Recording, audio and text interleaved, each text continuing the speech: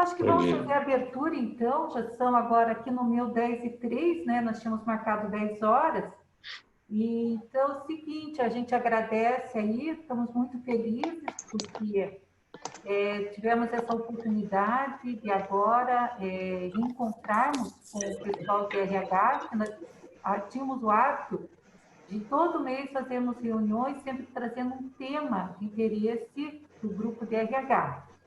Com a pandemia, que mudou totalmente as nossas bases, estruturas, os nossos conhecimentos, relacionamentos, o nosso emocional, o nosso comportamental, estamos nos adaptando. E uma das formas que encontramos de essa adaptação é começarmos agora a fazer as nossas reuniões online. E sabemos que um dos links muito importantes na indústria é o grupo de RH. As pessoas que têm a função e o cargo de RH numa empresa, é ele que faz o link entre o diretor, o empresário, o dono da empresa, o sócio proprietário e os seus colaboradores. Ele recebe uma gama de informações enormes, que é colocada por todas as partes, seja pelo jurídico, seja pela contabilidade, pelo proprietário e sejam pelos colaboradores, que também passam informações, e ele tem que fazer esse meio de campo. Então, é um dos profissionais que nós sempre, dentro do sindicato, valorizamos muito. Todo o nosso respeito e, neste momento, mais do que nunca, nós estamos querendo estar aqui para dar o apoio que vocês precisarem. E uma das formas que encontramos, neste momento, é trazendo profissionais. Estamos hoje com o Dr. Marlos Volney de Moraes, ele vai estar apresentando e falando sobre o coronavírus.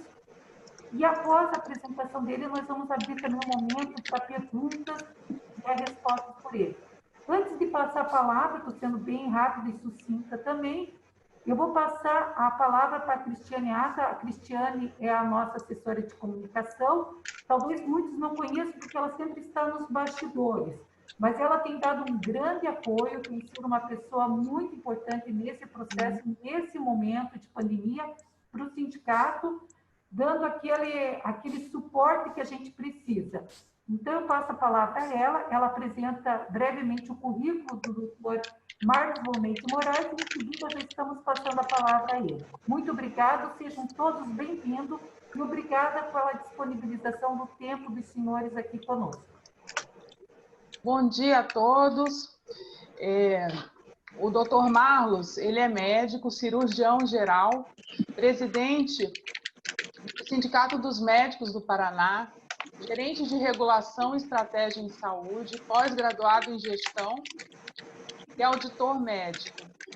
O trabalho dele, né, é fantástico em todas as áreas, mas ele está com um desafio grande na Unimed Paraná, que é exatamente ajudar a criar esses protocolos de contingenciamento em todas as unidades da Unimed no Paraná.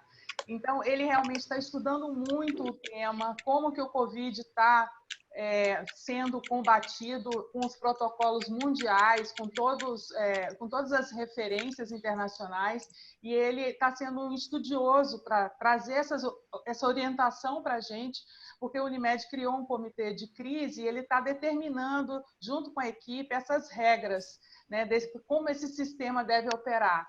Então, ele vai trazer aí toda a experiência e expertise dele nesse trabalho. Doutor Marlos, por favor, complemente essa apresentação e esse cenário atual, esse desafio que vocês estão tendo. Tudo bem? Então, tá bom. Obrigado, Cristiane. Obrigado, Solange.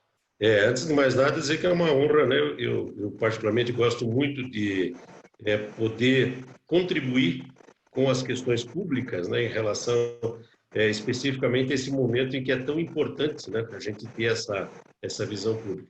Eu vou pedir um favor a todos aí, só para ficar mais fácil, para ficar bom para todo mundo, se as pessoas que não estiverem falando puderem manter os seus microfones no mudo, eu acho que facilita bastante para a gente poder não ter problema no sinal, porque às vezes o sinal fica ruim, fica ruidoso e acaba atrapalhando um pouquinho.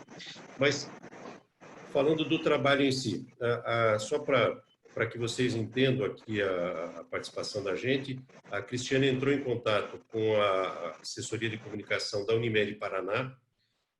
A Unimed Paraná é a federação das Unimedes do estado do Paraná, com uma abrangência de 1,5 milhão de vidas, mais ou menos, e praticamente todo o território do estado do Paraná.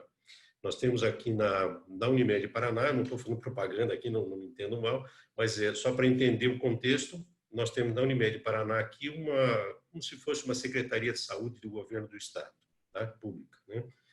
Só que especificamente voltada ao sistema Unimed no Paraná.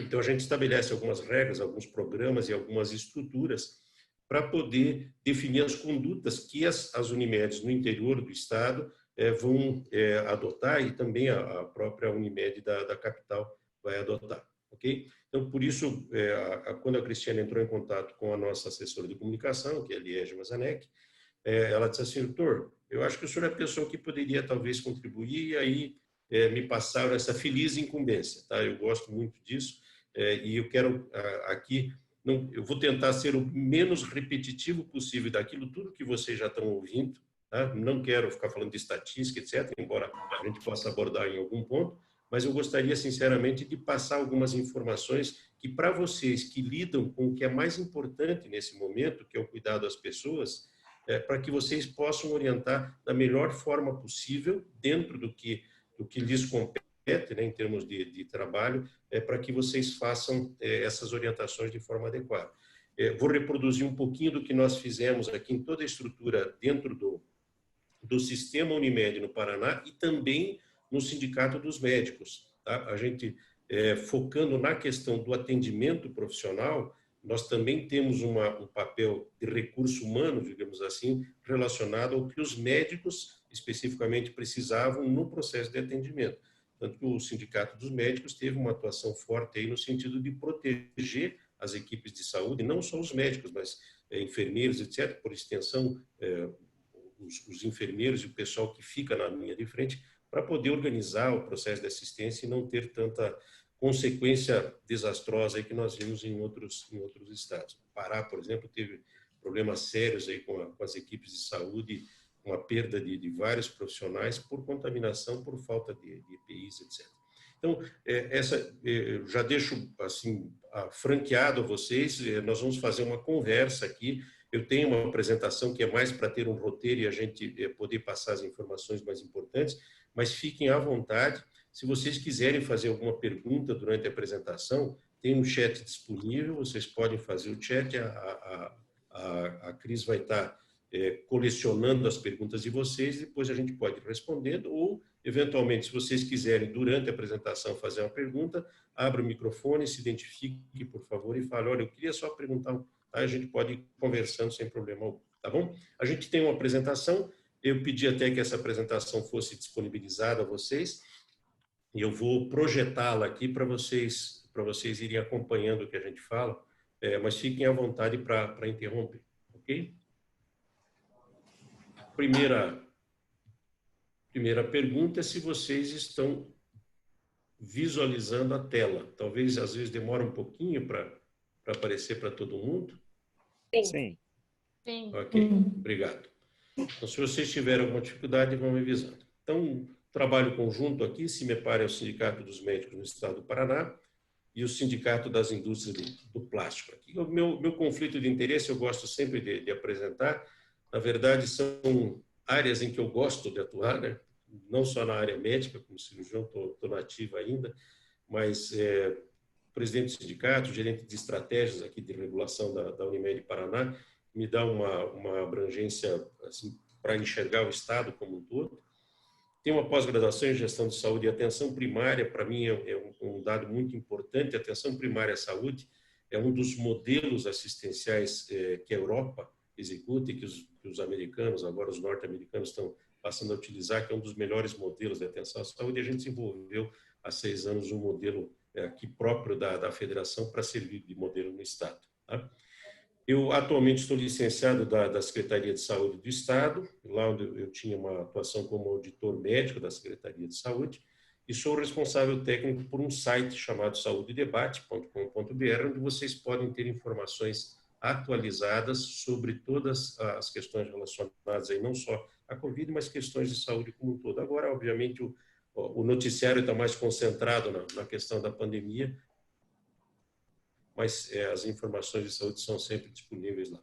Não tenho, e aí no meu conflito de interesse, eu não tenho nenhuma fonte de financiamento, tá, que não seja a minha função aí como gerente de estratégias e presidente do Sindicato dos Médicos, ok?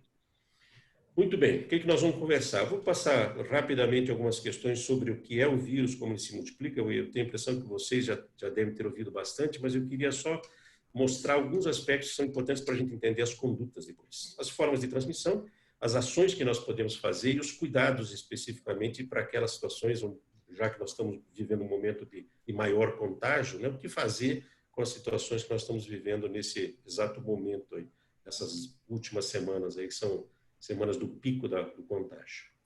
Muito bem, esse é o nosso foco principal, o nosso ator principal, digamos assim, que é o tal do coronavírus. O que é o coronavírus? É uma estrutura muito simples, é um ser vivo muito pequeno, muito simplificado, tá? Que, se a gente comparar com as células do nosso corpo, por exemplo, ele é pouco especializado.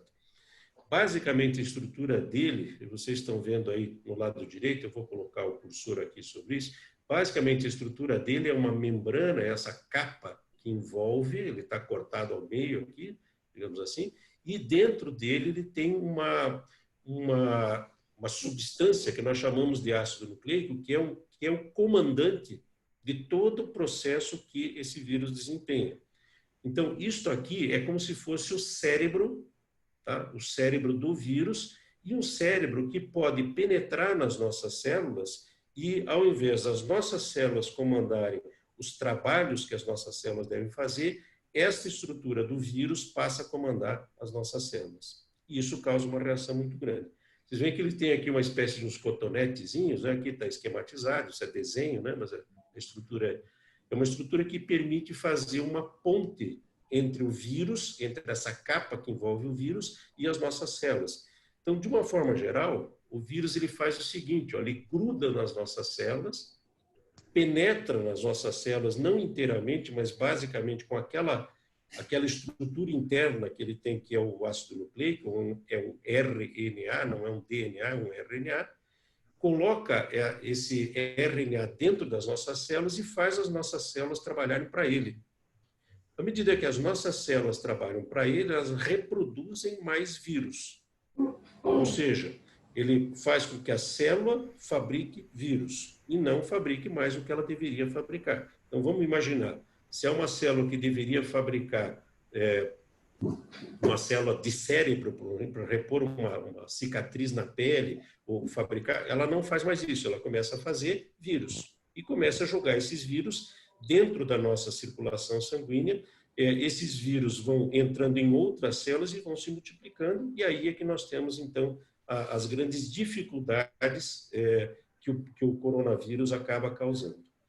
Esse coronavírus que nós temos aí, que é o SARS-CoV-2, que é uma modificação de um vírus que já existiu, nós tivemos em 2012, 2013, nós tivemos já uma epidemia que foi mais localizada, que foi considerada até uma pandemia, mas que não chegou até nós, de um outro coronavírus, né? Só que agora ele veio modificado. As modificações são modificações químicas estruturais que permitem que ele faça essa agressão da forma como ele está fazendo, ok? O que o nosso corpo faz quando alguma coisa estranha entra no nosso corpo e ele não reconhece como sendo nossa? Nós fabricamos uma coisa, uma substância, desculpe a simplicidade dos termos aqui, mas para que fique fácil a gente entender, nós fabricamos anticorpos. Os anticorpos são imunoglobulinas, tá, o nome técnico disso, de vários tipos, são produzidos por células especiais, mas o que esses anticorpos fazem? Eles, como se fosse uma chave e uma fechadura, eles se encaixam nessa substância estranha e impedem que essa substância estranha progrida. Ou seja, eles fazem com que essa substância estranha desapareça praticamente. Tá? E o resultado dessa luta entre o anticorpo e o vírus é a formação de uma destruição de tecidos, né, de células, etc., que nós vamos identificar na prática como sendo uma secreção do tipo pus, por exemplo, numa determinada ferida. Nós vamos ter reações orgânicas como febre. A febre é uma defesa do organismo, ela é boa do ponto de vista, porque à medida que o nosso corpo eleva a temperatura, ele ajuda a matar o vírus. O vírus vem para se adaptar num corpo que tem uma temperatura entre 36 e 37 graus, tá? Que é a nossa temperatura média. Mas quando a nossa temperatura começa a subir além disso, o vírus também recebe essa pressão do calor e explode. Ele morre antes de invadir as células. Então, a febre é uma defesa, até certo ponto boa, mas que também causa um pouco de desconforto para as nossas outras funções orgânicas. Tá? Mas são reações que nós apresentamos. Tem alguém com o microfone aberto aí, se puder manter fechado, eu agradeço. Além da febre, que é uma das exteriorizações dessa reação do vírus, o espirro, que é a expulsão mecânica, digamos assim, do vírus ou daquela secreção inadequada. A tosse são formas que a gente tem para expelir essa luta, né, esse final de luta entre as nossas defesas e o próprio vírus. As excreções urinárias, diarreia, por exemplo, acaba sendo um dos sintomas que pode acontecer. Essas inflamações, essas reações todas causam inflamações mais graves no nosso organismo. Mas esse é um conceito que é importante vocês terem aqui, que eu acho que é fundamental nessa nossa conversa. A doença depende da quantidade de vírus, da carga de vírus e da nossa capacidade orgânica. Por que hoje as pessoas que mais estão morrendo em função da presença da doença, do coronavírus, são as pessoas idosas e pessoas portadoras de doenças crônicas? Por quê? Porque a capacidade de defesa dessas pessoas é menor do que a de outras pessoas que seriam mais jovens, com o corpo melhor preparado, né? Só que veja, mesmo assim nós estamos tendo crianças morrendo, adultos jovens morrendo, até atletas morrendo. Tá? Por quê? Porque depende muito da carga viral. Por que eu estou comentando isso? Porque quanto menos carga viral nós recebermos, menor a chance de eu ter doença e da doença progredir por uma forma mais grave.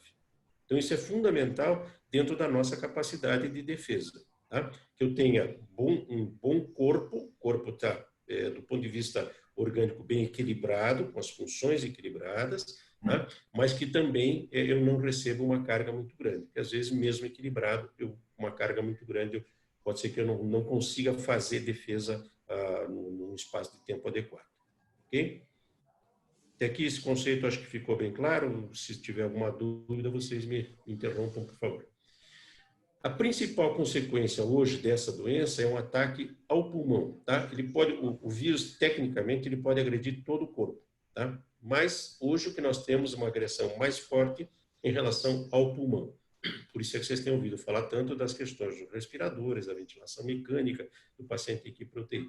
O que acontece? Então, na figura que vocês devem estar vendo aí, vocês têm o que é um tecido saudável, onde eu tenho ali a estrutura do tecido com a circulação sanguínea, os espaços, as células distribuídas, etc., e o que é um processo inflamatório causado pela COVID-19, que é a doença que o coronavírus, o SARS-CoV-2, provoca no nosso corpo. Vocês vejam que há uma congestão de células, uma congestão dos tecidos, e isso em termos de pulmão, quando eu penso em termos de pulmão, o pulmão ele tem que ter uma elasticidade, ele tem que abrir e fechar para permitir a entrada do oxigênio e a saída do gás carbônico. No momento em que ele abre, entra oxigênio, no momento em que ele se fecha, sai o gás carbônico, que é tóxico para nós.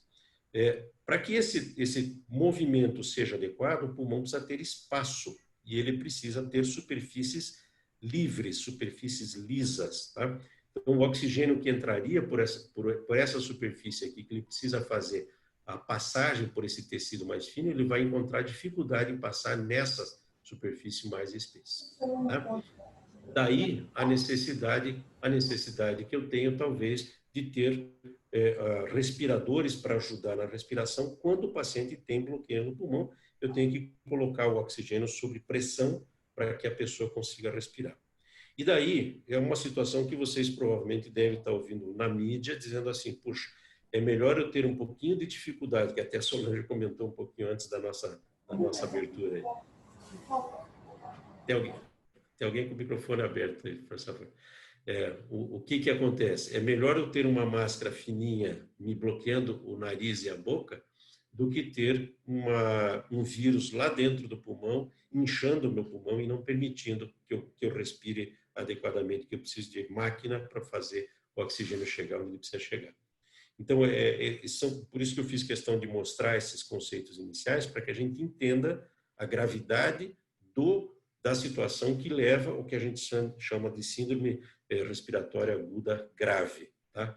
Que é a síndrome que mata com maior frequência, que é o motivo da morte da maioria dos pacientes em UTI e dos pacientes que a gente tem visto dessas 60 e tantas mil mortes aí no Brasil, tá bom? Bom, sobre a transmissão, esse conceito ficou claro para vocês? Alguém quer fazer alguma pergunta? Fique à vontade, aí, se puder, nesse momento, esclarecer, porque a gente vai passar a falar da transmissão propriamente dita e das medidas.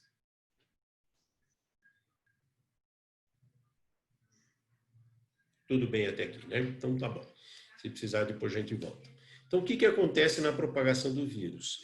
Vocês têm são duas imagens bem didáticas, né? Para mostrar assim, se eu não fizer nada para bloquear esse vírus, eu vou ter um volume de pessoas que vai receber o vírus. Se eu colocar algumas medidas para evitar essa propagação, eu barro essa propagação num determinado ponto e isso evita a multiplicação que a gente chama de exponencial da transmissão do vírus. Exponencial por quê?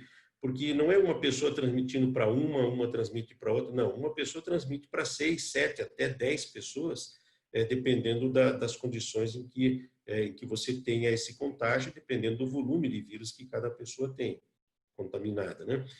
O que acontece? Como essa transmissão acontece fundamentalmente através da respiração, porque ele é um vírus que se localiza basicamente atrás do nariz, no fundo da garganta, tá? Esse vírus, à medida que eu falo, a gente até muito pouco tempo atrás, a gente nem dava muita bola para isso, mas quando eu falo, eu estou expelindo partículas, e essas partículas, elas saem da nossa boca sob pressão, porque o som para sair, ele sai sob pressão, então ele joga essas partículas no ar, e essas partículas podem voar, podem se deslocar espontaneamente, sem um vento ajudando, elas podem se projetar por 1 metro até 2 metros, mais ou menos. Se eu espirrar ou tossir, que vem com mais pressão, aí isso pode chegar até 3 metros, etc. E o grande problema dessas partículas que saem da nossa boca, quando a gente fala, do nosso nariz, quando a gente espirra, elas se projetam sobre as superfícies e ficam acumuladas sobre a superfície. Então, se eu expelir uma gotícula de saliva que caia numa determinada superfície, essa gotícula pode permanecer com o vírus ativo por mais ou menos 40 minutos. Então, vocês estão me vendo aqui falar sem máscara, tá? Porque eu não queria ficar ruim falar com máscara e porque eu também me isolei aqui, mas já combinei com o pessoal que eu saindo dessa sala onde eu estou isolado aqui, estou só eu aqui na sala, eu já vou pedir para que o pessoal da limpeza venha e faça uma higienização da superfície. Eu já vou mostrar para vocês também como é que faz essa higienização, porque isso é importante para vocês passarem dentro dos ambientes de trabalho de vocês. Então, o principal mecanismo é um mecanismo relacionado à fala, aos perdigotos, que a gente chama, que são essas gotículas de saliva que saem pelo ar e que vão transmitindo aí para outras pessoas. Por isso que a gente insiste muito nesses cuidados, tá? A tosse, o espirro, as gotículas de saliva, o aperto de mão. Por que o aperto de mão deve ser evitado nesse momento?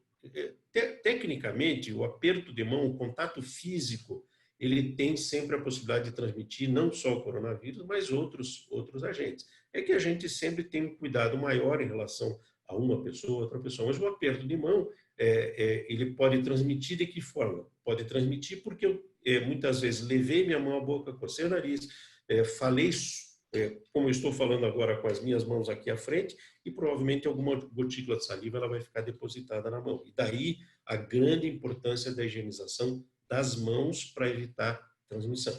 Tá? O contato com objetos, principalmente objetos em que a nossa mão ou as gotículas de saliva sejam projetadas, não que sejam passadas, também é importante porque os objetos podem manter o vírus na superfície como ele tem uma estrutura muito simples, ele sobrevive por muito tempo com poucas necessidades. Então, eu posso ter até a presença de vírus em até 72 horas numa superfície contaminada, num trinco, num plástico, que é uma coisa que vocês trabalham bastante, posso ter sobre o computador aqui, certo? Então, é importante que eu faça essa higienização frequente das superfícies e também das mãos e, basicamente, o que é o mais necessário de tudo é que a gente evite que a saliva chegue até os objetos, chegue até as mãos e que chegue até as outras pessoas. Então, basicamente, o que a gente pede, vou ser repetitivo aqui, mas é obrigatório falar sobre isso, né? Lavar as mãos frequentemente. A gente fala muito do álcool gel. O álcool gel é importante para aquele primeiro momento de higienização, aquele primeiro contato. Mas o papel do álcool gel também é muito fugaz. Ele mata o vírus que tiver na minha mão, desde que eu faça a higienização correta, mas ele me garante essa higienização por no máximo 1 minuto. Então, o que funciona melhor é eu lavar a mão com água e sabão, ou água e sabonete. Por quê? Porque o sabão ele fica depositado, ele fica durante mais tempo, formando uma película sobre a pele, e essa película sobre a pele evita que o vírus penetre e evita que o vírus saia se eventualmente ele estiver na minha mão. Então, o ideal é sempre higienizar as mãos com álcool gel e, em seguida, tá, passando ali 1 minutinho mais ou menos, você vai e lava a mão com água e sabão. Se eu tiver, como estou aqui, nesse momento eu não consigo fazer isso, eu estou aqui com o meu álcool gel, eu posso colocar aqui o álcool gel na mão, dou uma higienizada agora, tá? E já que eu vou mexer aqui no computador, eu estou evitando que o vírus seja propagado. Se eu espirro, se eu tusso, devo proteger a minha boca e meu nariz em relação a isso, tá? Porque isso vai evitar que eu espalhe para o ambiente e obviamente, para outras pessoas. Tá? Para não compartilhar vírus, para não contagiar as pessoas com vírus, eu devo, então, me manter numa distância que seja, no mínimo, de 1,5 metro, mas que, se possível, seja 2 ou até 3 metros. Tá? Se, além disso, eu tiver essa distância e usar máscara, as duas pessoas estiverem usando máscara, vocês vão ver, tem um detalhe aí, eu praticamente reduzo a chance de transmissão a 1%, tá? 1,5% mais ou menos, então, à medida que eu vou protegendo. Quando as duas pessoas que conversam, tão próximas do ambiente, usam máscara, a chance de transmissão cai para 1,5% mais ou menos na transmissão. É óbvio que na hora que eu estou comendo, e aí vem uma questão importante para vocês, nas indústrias, se vocês têm os refeitórios, na hora que eu estou comendo, eu não tenho como usar máscara. Então, alguns cuidados são importantes. Por exemplo, não falar durante a alimentação, certo? Fazer o distanciamento. As pessoas devem ficar obrigatoriamente sem máscara a pelo menos 2 metros de distância, especialmente se eu estiver comendo, e não conversar. Isso é importante que fique muito bem registrado e que vocês passem isso para as pessoas que vocês cuidam aí dentro das suas empresas, ok? Evitar aglomeração. Por que deve-se evitar aglomeração? Porque quanto mais próximo, quanto mais gente, mais próximo eu fico, mais eu falo, mais eu encosto, mais... O evitar aglomeração é para aumentar realmente o distanciamento social. Um outro aspecto, manter os ambientes muito bem ventilados. Então, manter janela aberta, é importante que a janela fique aberta porque o vírus se dispersa mais e, dispersando mais, ele também não consegue atingir tanto as pessoas. Tá? E, principalmente, não compartilhar máscaras, objetos que vão à boca, principalmente, né? Eu acho que, desculpe, talvez possa parecer grosseiro, mas acho que ninguém emprestava escova de dente para os outros, né? É mais ou menos a mesma linha de raciocínio. Não use talher, né? Garfo, faca, colher, etc., pratos, guardanapos, máscaras, né? Às vezes a gente tem que falar porque em algumas situações a gente vê o pessoal emprestando máscara de um para outro e aí você está na verdade, dando aí o conteúdo de vírus para outra pessoa. Ok? Quais são as ações, então, que nós precisamos fazer do ponto de vista individual, família, público, trabalho, enfim? Vamos lá. Eu só queria colocar essas 3 regras fundamentais para tudo que vocês pensarem aí em termos de prevenção do coronavírus. São 3 regras que têm que ser observadas. 1, distanciamento social. Tá? Distanciamento social, seja ele na família, seja ele no trabalho, seja ele em qualquer ambiente que você tiver. Tá? O que é o distanciamento social? É evitar contatos físicos e você ficar a 1,5 m, 2 metros das pessoas que estiverem mais próximas de você. Tá? Isso é fundamental. Se possível, saia o mínimo possível de dentro da sua casa. Tudo que puder ser feito por home office, possa ser trabalho que possa ser feito em casa, e isso aqui que nós estamos fazendo é uma consequência disso, né? Vejam, possivelmente essa conversa nós teríamos ao vivo, presencialmente, num outro momento, se nós não estivéssemos vivendo a pandemia. Nós estamos hoje falando através de computadores e telas, e por quê? Justamente porque a gente tem que manter esse distanciamento social. Tá? Então, evitar os contatos pessoais, aqueles cumprimentos efusivos, que eu particularmente sempre gostei de dar as mãos, de abraçar pessoas mais próximas, né? Eventualmente familiares, filhos, netos, né? A gente gosta de abraçar e beijar, mas infelizmente nesse momento a gente tem que entender que o vírus está muito presente, a carga viral está muito grande, então a gente vai ter que evitar esses movimentos por enquanto, tá bom? Mais para frente é possível que a gente volte. O segundo grande aspecto é proteger a face. Veja, por que eu não estou falando especificamente do nariz e da boca? Porque os olhos também são portas de entrada, não de saída do vírus. Se eu estiver contaminado, possivelmente ele não vai sair dos meus olhos. Mas uma pessoa que espirra e eu não tenha nenhuma proteção sobre os olhos, mesmo que esteja de máscara, o vírus pode penetrar pelo olho. Ok? Então, é um cuidado que eu devo ter em relação a isso. Proteger, se possível, a face toda. Como vocês têm trabalhadores na indústria, é possível que vocês já tenham o hábito, com equipamento de proteção individual, do uso de óculos, por exemplo, já é suficiente. Tá? Óculos e máscara está resolvido. Não precisa ser esse face shield que tem na figura aí, que é uma proteção facial total, né? Que eu faço ali de cima, desde a testa até o queixo, né? Uma proteção. Mas percebam que mesmo a pessoa que usa esse face shield, esse escudo facial, né? Ela está usando máscara, porque a parte de baixo do nosso queixo ali, se eu tiver só o face shield, a saliva pode sair pela parte de baixo do face shield, a não ser que ele feche completamente, como são aqueles elmos, né? Parece um capacete de astronauta, ele é totalmente fechado. Aí tudo bem, eu não preciso usar uma máscara interna, mas vou ter que higienizar frequentemente o face shield, ok? Só para passar. Então, proteção da face é um segundo grande cuidado. E o terceiro grande cuidado é a higiene. Tá? Principalmente a higiene da mão, volto a repetir, álcool gel no começo e sabão em seguida para dar uma proteção de película, se possível manter essa higiene com sabão a cada hora, mais ou menos, porque isso vai me garantir um cuidado e não só pelo ato mecânico de lavar as mãos, mas do pensamento que eu vou ter em relação a esse cuidado. Eu vou estar permanentemente ligado com o cuidado que eu devo ter para evitar o contágio. Também a higiene dos objetos, então, das superfícies. Vou passar aqui alguma coisa para vocês. Aqui só a proteção facial, então aquilo que nós já conversamos. Eu uso só máscara, posso usar a máscara com óculos ou posso usar um face shield, mas é importante que eu proteja bem a face para evitar expelir o vírus e também para evitar inalar, respirar o vírus para dentro de mim. E aqui vocês têm, aqui que é uma publicação da própria Prefeitura Municipal de Curitiba, mostrando a chance de contágio. Sem máscara, os dois é alta, um com máscara e outro sem máscara ainda é alta.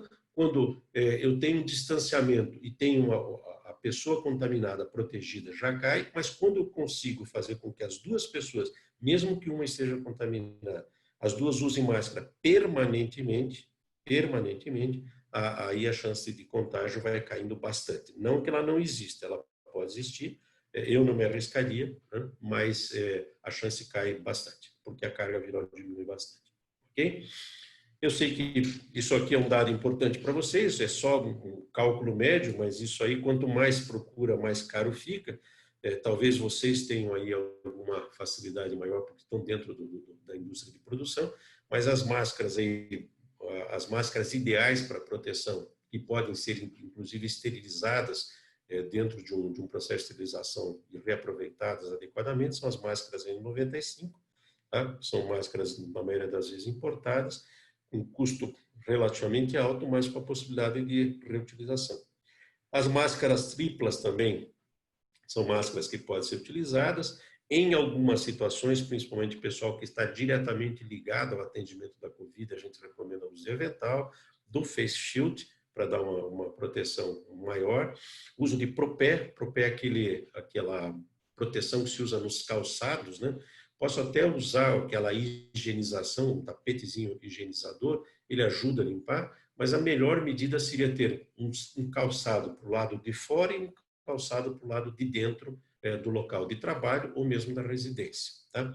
Vocês sabem que os japoneses, os orientais, de uma forma geral, têm esse cuidado de, ao chegar em casa da rua, tirar os calçados e usar um calçado só internamente, tá? Eu acho que esse é um grande hábito higiênico que a gente deveria aprender, né, e adotar como regra daqui para frente, tá bom?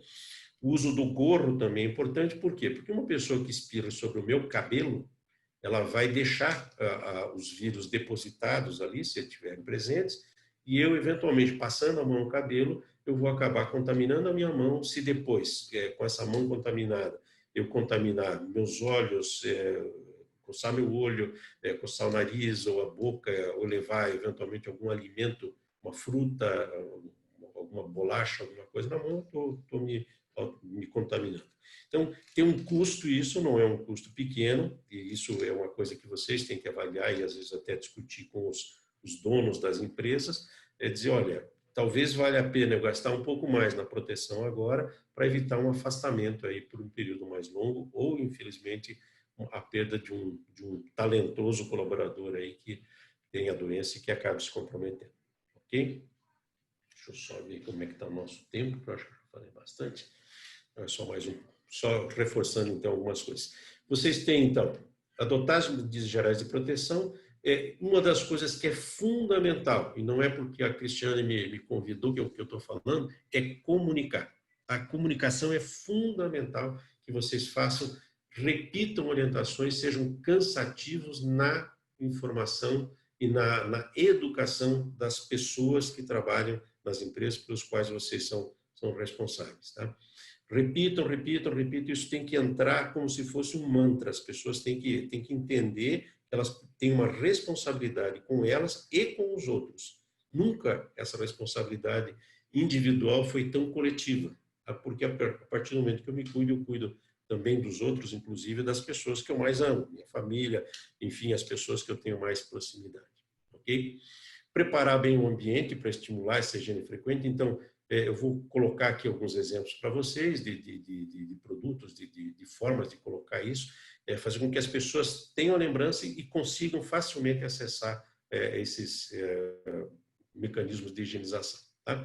Definir as políticas, é importante até sob o ponto de vista trabalhista que vocês elaborem protocolos, que a gente chama, mas na verdade são linhas de definição do que vocês fazem e registrar isso e, se possível, até publicar isso, colocar nos locais de trabalho. Nós tivemos aqui, por exemplo, o cuidado de colocar, aqui a empresa tem elevador, nós colocamos lá no elevador um adesivo no chão dizendo, fique aqui. Na porta do elevador, não entre acompanhado, é só você, é uma pessoa por viagem do elevador. E você fique aqui no meio, não fique em contato com a superfície do elevador, tá? Porque isso evita que as pessoas... Mas isso está sinalizado, tem cartazes mostrando tudo isso, já vou mostrar aqui alguns exemplos. Eu coloco, por exemplo, um acionador desses de pé para o álcool gel, tá? Cuidar um pouquinho, porque às vezes ele dá um banho na pessoa, então tem que ver se funciona bem ali, fazer um teste, ver o enchimento suficiente para poder, mas eu venho, piso aqui e aqui vem o volume de gel que vai servir para a minha higienização. Disponibilizar sabão e gel, né, nas pias, onde for possível, deixar em vários locais os higienizadores, né, não precisa ser necessariamente álcool gel em todos, eu posso ter esse álcool isopropílico, por exemplo, que permite também fazer uma higiene temporária, mas em seguida lavar as mãos, né? E cartazes que vocês devam colocar aí para as pessoas estarem sempre prestando atenção nos cuidados, tá bom? Só que é um exemplo da nossa unidade de saúde. A gente criou uma sala específica para a Covid, ela é ventilada, com janelas, com portas que ficam permanentemente abertas. Aqui, inclusive, está marcando, porque nós marcamos aqui no chão onde as pessoas devem sentar, mas com isolamento para separar. Então, nessa unidade nossa de assistência, quando as pessoas chegavam, aliás, a gente pedia que as pessoas não viessem à unidade, em primeiro lugar, distanciamento social. Mas antes de vir, elas ligavam: olha, eu preciso conversar com o médico, eu preciso fazer uma medicação, etc. O que a gente fazia? Como é que está você? Você está tendo febre, está tendo tosse? Tinha uma conversa prévia, a gente chama de anamnese, mas um filtro inicial na conversa para dizer se a pessoa tinha algum sintoma. Se tivesse algum sintoma, ela já viria para essa sala, ficaria nessa sala isolada, tá? Até que o atendimento fosse providenciado, e o atendimento era sempre um atendimento preferencial, sempre atendido em primeiro lugar. Os outros pacientes que, porventura, não tivessem sintomas, eles passavam por uma sala de espera, que também é pequena, mas já numa outra condição. Os consultórios foram preparados para isso, tá? Evitamos consultas eletivas, aquelas consultas são consultas que podem ser adiadas, né? Justamente para evitar aglomeração, tá bom? Fizemos isso, passamos a usar mais as teleconsultas, os teleatendimentos, tá?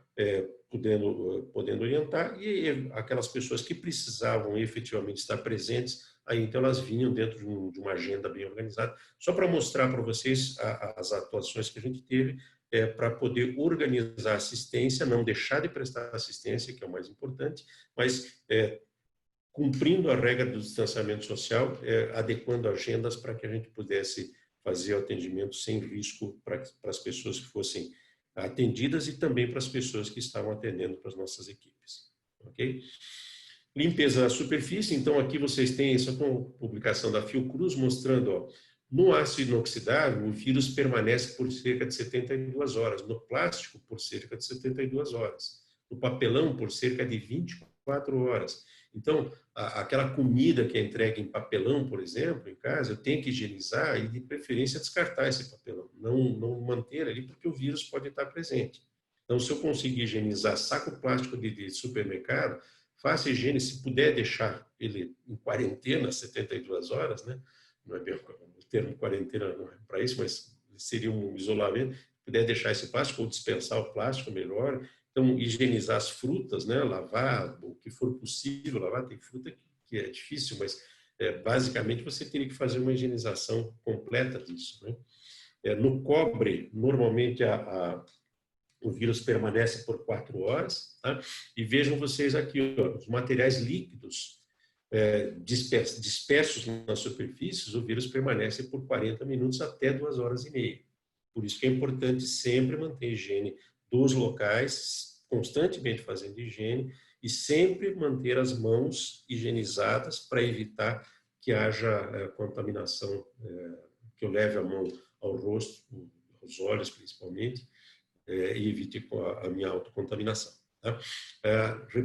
Um detalhe que eu acho que é importante, as pessoas perguntam muito, mas e luva ajuda? Não use luva. Não use luva. Tá? A luva, você vai ter uma deposição de 72 horas, né? É plástico, na maioria das vezes, entendido como plástico, mas a luva, ela pode manter o germe. Então, a recomendação é assim, se você vai usar luva para fazer algum processo, vou dar um exemplo caseiro, tá? Não gosto de colocar minha mão no sabão, no detergente, para lavar louça em casa, por exemplo. Tá? Eu uso luva porque eu fiz o esmalte das minhas unhas, minha mão ela racha mais no frio agora, então use a luva, terminou de lavar a louça, joga a luva fora, tá? E lave a mão com sabão ou com algum sabonete que seja aí hidratante ou coisa desse tipo, tá bom? Essa é a recomendação. O que você pode usar de desinfetante? Desinfetante comum. Eu não ganho, não recebo da Quiboa, mas é basicamente a Quiboa. A gente tem que usar, né? Usar o hipoclorito de sódio, que é é o termo técnico, e fazer isso com uma primeira higiene. Então, o que eu faria primeiro? Uma higiene na superfície com água e sabão, e em seguida eu passo ali um desses detergentes comuns, aí, ou desinfetantes comuns que a gente usa em casa. Tá? Essa superfície está higienizada por quanto tempo? Depende do uso. Tá? Se eu tenho um uso frequente, se eu estou falando, como eu estou aqui com vocês, é um local que se usa muito para isso. Vou imaginar que eu saia daqui e venha uma outra pessoa usar para a mesma coisa que eu estou fazendo agora. Então, sair, limpa toda a superfície, vem a outra pessoa, fala, faz a reunião, limpa toda a superfície, assim vai. Tá bom? Então, esse é um processo que vocês teriam que pensar aí dentro das indústrias o que fazer. Tá bom? Lembrar que a Covid não distingue pessoas, o vírus ele não é preconceituoso, ele é muito covarde, porque ele agride os mais fracos, de uma forma geral, mas ele é cruel. Se ele encontrar alguém que ele possa utilizar para a sua reprodução, como todo e qualquer ser vivo, ele vai tentar se manter vivo. Tá? Então, é muito importante que vocês tenham esse pensamento assim, ninguém está imune, ninguém está isento, pelo menos até que nós tenhamos uma vacina eficaz, nós não vamos ter garantias de que ninguém vai ser contaminado. Tá? Todo mundo está imune. Mesmo criança, a gente fala muito das crianças pequenas, uma criança que está amamentando, por exemplo, ela tem mais proteção. Ela tem mais proteção porque ela está recebendo, ela está desenvolvendo a sua imunidade, mas está recebendo os anticorpos prontos da mãe. Então, ela tem uma proteção imediata, digamos assim, tá? Que vai funcionar para ela. Ah, mas a mãe tem um anticorpo para o vírus? Não sei. É difícil a gente saber. Uma mãe contaminada pode transmitir para o filho? Essa é uma pergunta que a gente frequentemente recebe. Normalmente não, porque o vírus não vai ultrapassar a barreira da amamentação. E a própria amamentação já tem anticorpos que protegem a criança contra esse vírus. Se a mãe não está doente, ela certamente não vai estar transmitindo o vírus. Agora, se a mãe estiver altamente infectada, aí nós não temos estudo para garantir se efetivamente pode ocorrer uma transmissão. Tá? Então, é sempre importante esse cuidado. Em casa, muito importante. A gente, lógico, para as pessoas que estão mais próximas, a gente vai estar convivendo, conversando, etc. Mas sempre pense um pouquinho assim, puxa, se eu hoje peguei no transporte público, se eu utilizei, ou naquela minha conversa ali que eu encontrei fulano e tal, se eu peguei o vírus, eu posso estar transmitindo em casa? Pode. Então, tenha todo o cuidado. Chegou em casa, cuide da roupa, não deixe a roupa, se a roupa ficou exposta de alguma forma, ponha já para lavar com água e sabão. Se possível, já higienize as mãos, tire o sapato, lave o rosto, tome um banho, se for o caso, para limpar os cabelos, enfim, tudo que for possível em relação aos cuidados de higiene ao chegar em casa são muito importantes, principalmente se você tiver em casa pessoas que têm um maior risco de contrair a doença. Ok? No desenvolvimento da política aí para vocês, então, identificar e isolar pessoas, criar um fluxo rápido, tá? Para que vocês tenham, criem um caminho para que as pessoas digam, olha, se você tiver sintoma, tosse, febre, principalmente febre acima de 37,8, 38 graus, uma tosse persistente, o dia inteiro você tossiu por mais de 3 ou 4 horas em seguida, você está espirrando frequentemente e tem dores no corpo, cansaço, está sentindo muita fadiga, tá? Esses são sinais de que pode ter acontecido alguma contaminação. O que você tem que fazer? Vem para a empresa para me contar isso? Não. Me telefone, fale por telefone para a gente te orientar, você procurar uma unidade de saúde, se tiver já vinculado à empresa, melhor, se não, caminhar para uma unidade de saúde, e hoje tem vários telefones aí, 136, por exemplo, e você tem os telefones da própria Secretaria de Saúde, municipal, estadual, para te orientar o que fazer nesse momento, 193, se for o caso, 192, se for o caso, tá? Aí você tem toda uma linha de orientação de saber se você deve procurar uma unidade de saúde ou não. Sempre que possível, evite ir à unidade de saúde. Sempre que possível. Neste momento, não vá presencialmente. Tá? É a orientação que a gente tem dado para o pessoal. Empresa disponibilizar ou não máscaras cirúrgicas descartáveis, tá? Lembrando que essas máscaras cirúrgicas, depois eu mostro para vocês aqui que eu estou usando, são máscaras que devem ser utilizadas até umedecer ou, se possível, se eu não falar muito, não contaminar demais a máscara, se possível usar durante um período. Tá? Esse período varia de 4 horas, mais ou menos, ou até o dia inteiro, se eu não estiver usando, eu não estiver falando muito, não estiver ventilando muito a máscara. Mas são máscaras de uso de pequeno tempo, né? O que a gente tem observado na prática é que já funciona muito bem. Máscaras de pano, que tenham pelo menos 2 faces, tá? Sendo uma externa e uma interna, não pode ser uma camada só de tecido, porque contamina muito fácil, e a partir do momento que ela umidifica, ela já está possibilitando a passagem de vírus. Não que ela ajuda, mas não é tão eficaz como se ela tiver pelo menos 2, de preferência 3 camadas de tecido. Tá? Essas máscaras podem ser usadas o dia inteiro, tá? De preferência todas as situações de contato com outras pessoas, né? Em casa talvez não seja tão necessário, desde que tenha os cuidados higiênicos adequados, mas usar então a máscara durante o dia inteiro e lavar essa máscara diariamente, né? Sempre mantendo ela higienizada. Se puder usar uma de manhã, uma de tarde, melhor ainda. Não tem? Então, quanto mais você conseguir trocar, melhor. Mas isso não é uma obrigatoriedade, tá bom? Proteger os trabalhadores que precisam ter contato prolongado com casos suspeitos, então você precisa evitar que os pacientes contaminados com a Covid estejam em contato com outras pessoas. Por isso que é importante diagnosticar o mais precocemente possível e evitar esse contágio.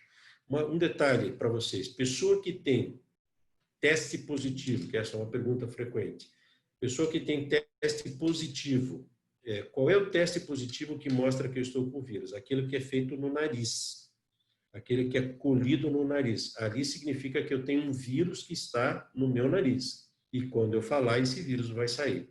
Ok? Essa é uma pessoa que tem o vírus presente.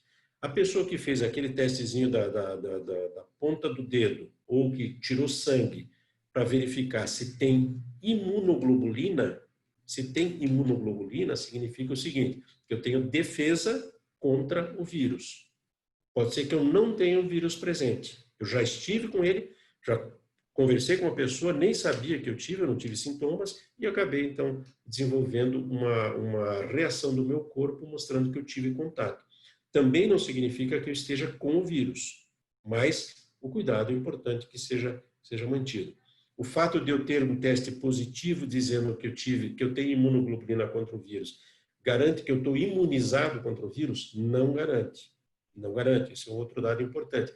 Pode ser que eu tenha imunoglobulina G, que é a imunoglobulina que faz essa proteção prolongada. Em grande parte das doenças, ela é definitiva, eu vou ter para o resto da vida. Mas pode acontecer no coronavírus especificamente, nesse novo coronavírus aí, eu não ter essa garantia. Nós não temos ainda evidências científicas que deem tranquilidade em relação a isso. Então, trata como se fosse uma pessoa que esteve em contato, que eventualmente pode transmitir, ok?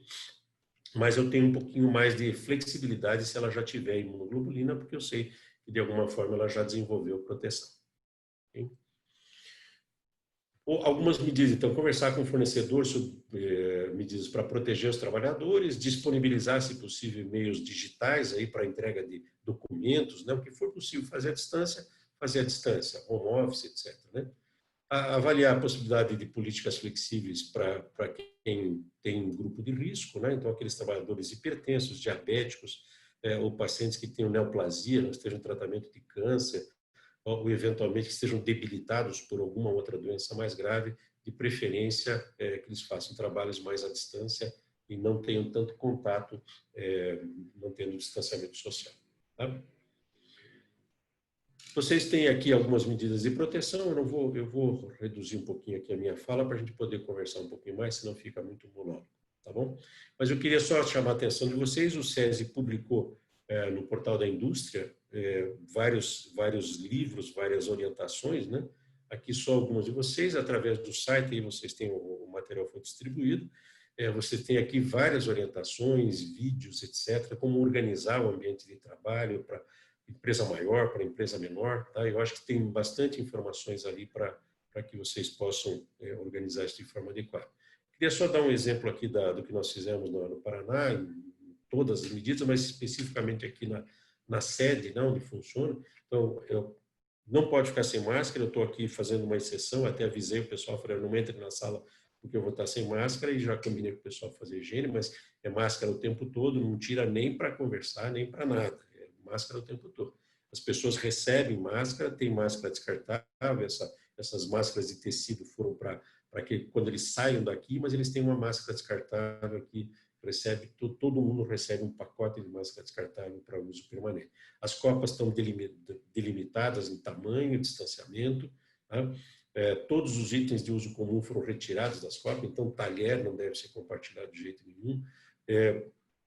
O distanciamento, as cadeiras foram afastadas. Hoje nós temos praticamente 80% dos trabalhadores da federação hoje estão trabalhando em casa. É um trabalho administrativo, tá? Então é importante manter o distanciamento, tá? Álcool gel, se tropeça em álcool gel, aqui nós temos vários locais, você entrou em qualquer espaço, mudou de espaço, você vai encontrar alguma coisa com álcool gel, a espuma antissética para as mãos, sabonete, enfim, as orientações que a gente está comentando aqui com vocês. É só um exemplo do protocolo, então, do que foi colocado aqui na federação, higiene da estação, descarte de guardanapo, efetuar a limpeza do mouse, né, do próprio computador, do teclado do computador, e no caso de máscaras, etc.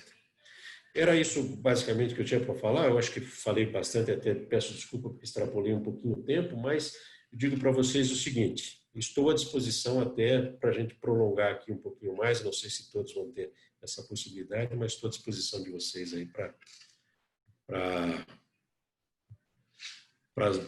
responder eventuais dúvidas que vocês tenham e que eu possa, né, esteja capacitado a responder. Tá? Agradeço já novamente o convite, a honra de poder falar e a atenção de vocês todos. Doutor Marlos, muito obrigada pela explanação, pela contribuição a todos. Certamente é muito importante. A minha proposta para o grupo aí que nós temos é continuarmos para responder as perguntas. Aqueles que não puderem, realmente o nosso tempo agora deu exatamente 11 horas. Aqueles que puderem permanecer, ele vai estar respondendo. Do contrário, quem me pediu, posso depois também passar via e-mail, via WhatsApp, essas respostas que forem dadas. Também podemos fazer isso. E também gostaria daqueles que participaram, se puderem contribuir conosco, já para uma próxima reunião, qual que é um tema interessante, qual que é um horário. Nós estamos pensando para uma próxima reunião, trazer um psicólogo ou um coaching, que para falar também dessa parte da saúde mental dos trabalhadores, que é importante também a gente cuidar disso com carinho. Então, por isso que a nossa ideia já próxima é buscar um psicólogo, que já estamos vendo, ou também um coach, daí já no terceiro momento. Então, se vocês que participaram hoje já puderem fazer essa contribuição, independente de agora continuarem conosco ou não, eu vou agradecer muito. Podem me passar ou via e-mail para o sindicato, ou via no meu WhatsApp, que praticamente todos já têm o meu celular. Quem não tiver, só pedir para a Jo, que ela passa, porque é sempre disponível, é um celular que eu uso para trabalho. Eu acho que a gente já começa direto com as perguntas que foram feitas, e se alguém daí quiser se manifestar também pode falar. Alguém quer fazer alguma manifestação antes das perguntas que eu vou passar? Podemos já ir direto, então. Uma das primeiras perguntas que foi nos feitas, doutor Marlos, é a pessoa que teve a carga viral confirmada, até o doutor falou a respeito, algo ali, e depois de um tempo não mais detecta pelo PCR, mas ainda tem IgM positivo, ela ainda contamina outras pessoas? Quer dizer, isso também eu teria uma curiosidade, ela já foi contaminada, agora não é mais, e ela vai estar contaminando no meio que ela está ali se sociabilizando? Ótima pergunta. Deixa eu só fazer um pequeno comentário antes da resposta. A Cristiane, talvez em contato com a Liege, você consiga alguns materiais aí sobre saúde mental, tem vários vídeos já publicados, tem bastante material que eu acho que o pessoal poderia disponibilizar, ele é público, tá? Então não teria problema, só como orientação, tá bom? Então, mas a proposta da saúde mental é excelente, tá? Eu acho que é um excelente tema. porque o distanciamento está causando danos, né? O distanciamento por um lado e a aproximação excessiva por outro. Mas o home office tem esse tipo de consequência, né? Mas, então, respondendo à pergunta, tá? Então, vamos colocar... Me desculpe aqui, como eu sei que não é um pessoal, talvez até tenha algum profissional de saúde aí, mas para a gente nivelar, existe uma diferença grande entre IgM e IgG. O que é IgG? Na verdade, são 3 anticorpos que fazem, são 3 tipos de anticorpos que fazem defesa do nosso corpo. O IgA, o IgM e o IgG. O IgA, o mais precoce deles, é o primeiro anticorpo que a gente começa a formar, ele é digamos assim, um protótipo do anticorpo. O IgM é um anticorpo que acontece na fase aguda da infecção. Então, naquele momento que eu tive o contato com o vírus, que ele está me causando um dano, eu começo a fabricar IgM, que é um tipo de anticorpo. Isso não vou entrar nesse detalhe, porque é um detalhe técnico. E depois de um tempo, então na primeira semana, até o 10º dia, mais ou menos, eu fabrico IgMs para me proteger do vírus. E a partir do 10º dia, do 14º dia, às vezes até um pouco mais, nessa doença está um pouquinho diferente, até no 30º dia eu começo a fabricar o IgG. O IgG é um tipo de anticorpo duradouro. É aquele anticorpo que me ensina a me proteger contra o SARS-CoV-2, no caso aí, que é o coronavírus, o novo coronavírus. Então, para pensar assim, IgM é a fase aguda, até o 10º dia, mais ou menos, e IgG é o mais prolongado, que pode ser até que fique para o resto da minha vida. Eu aprenda como fazer, eu fico com o modelo e vou fabricar. Cada vez que eu encontrar um coronavírus na rua, no ônibus, etc., meu IgG vai lá e mata o coronavírus, tá? Porque eu já aprendi a me defender dele. E isso nós fazemos com várias doenças, tá? Não é específico para o coronavírus. Nessa doença, o que a gente tem observado é o seguinte, que o IgM e o IgG crescem mais ou menos ao mesmo tempo. Um pouquinho diferente do que é nas outras doenças, crescem ao mesmo tempo. Então, o fato de eu ter IgM e IgG é a melhor das combinações. Se eu tiver só IgM, pode significar que eu esteja na fase aguda, mas pode também ser um falso positivo.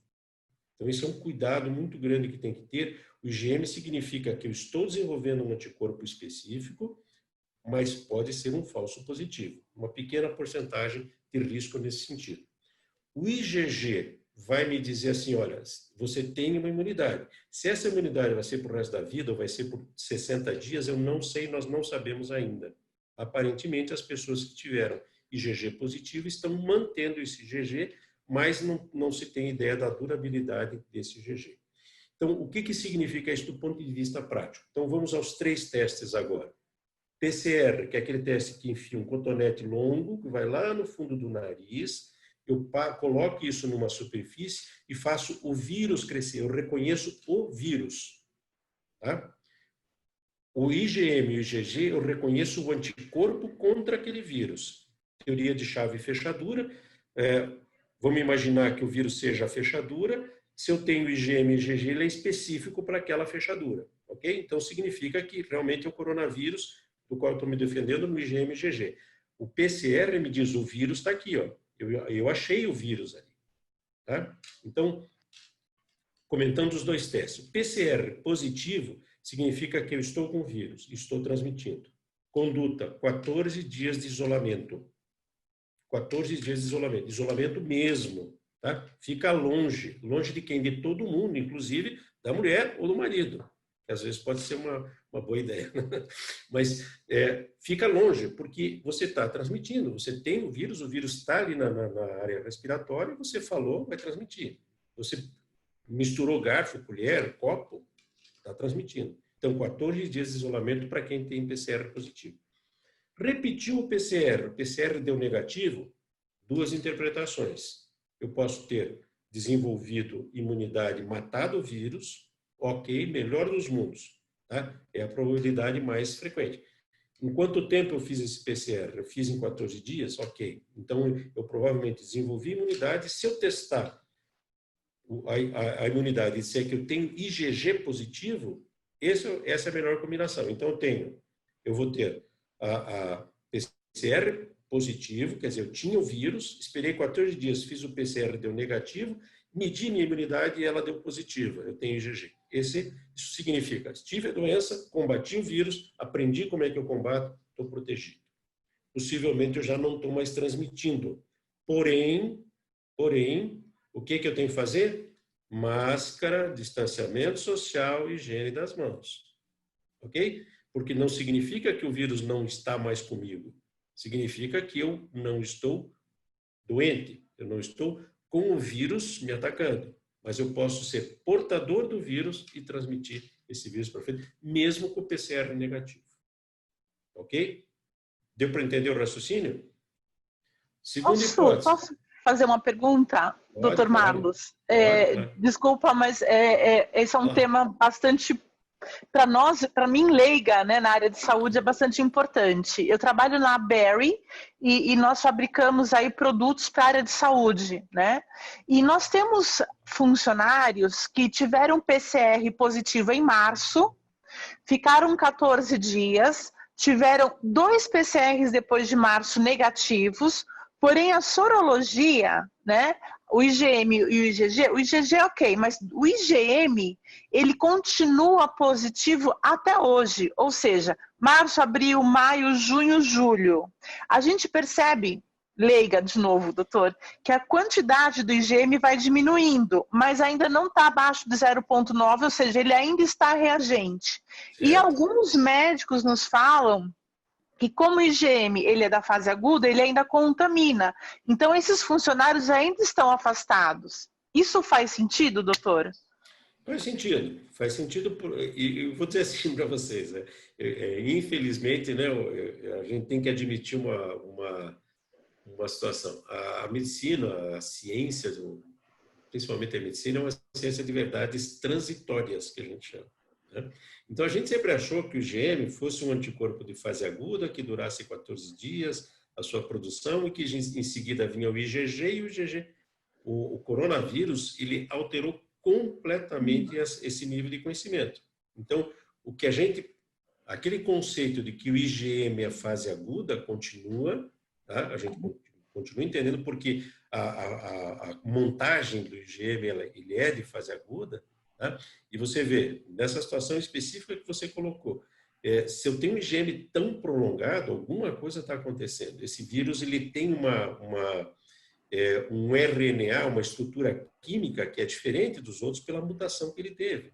E o nosso organismo humano ainda não se adaptou perfeitamente à defesa contra ele. Então, nesse caso aí, a melhor conduta é manter isolado, porque eu não tenho certeza de que esse indivíduo esteja completamente isento disso. Eu posso até pensar numa proteção completa, como são produtos para a saúde, eu posso colocar esse pessoal dentro de uma roupa de astronauta mesmo, tá? Usar as vestes, usar o elmo, né, completo, tá? Fazer a higienização dos locais de acesso, tá?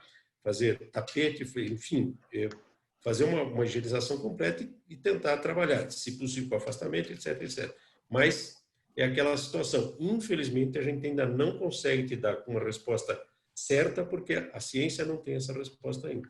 Como uma série de outras coisas que o corona está aprendendo. Então, se você perguntasse para mim assim, o que eu faço? Manter afastado? É mais seguro manter afastado. Perfeito. É o mais seguro agora, tá? Pode ser que a gente, lá na frente, daqui a um mês, saia algum trabalho publicado dizendo que IgM positivo por 5 é falso positivo. Infelizmente, são coisas que a ciência ainda não tem essa resposta. Muito obrigada, doutor. Só para fechar então a outra questão, fiz um PCR que deu negativo, ele pode ser um falso negativo também, tá? Isso é um detalhe que a gente tem que entender. Os testes em si, eles não são 100% exatos, eles não são 100% confiáveis, tá? Por exemplo, só usando o exemplo que acho que é Darcy, né, o nome, né?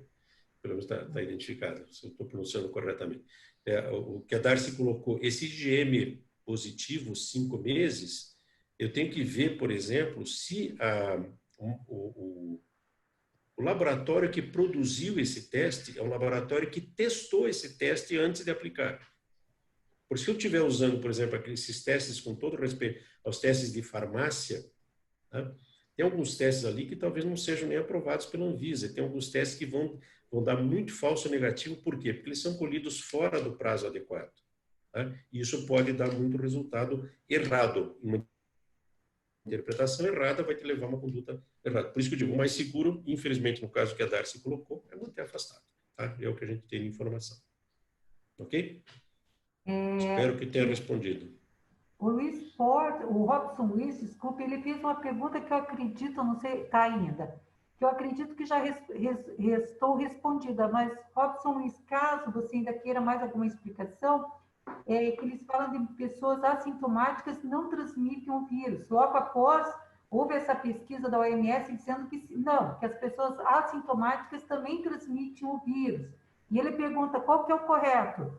E ele ficou, não sei, talvez pudesse explicar um pouquinho melhor se as pessoas, apesar que eu acho que já ficou ali meio esclarecido, assintomáticas, se elas transmitem ou não transmitem o vírus.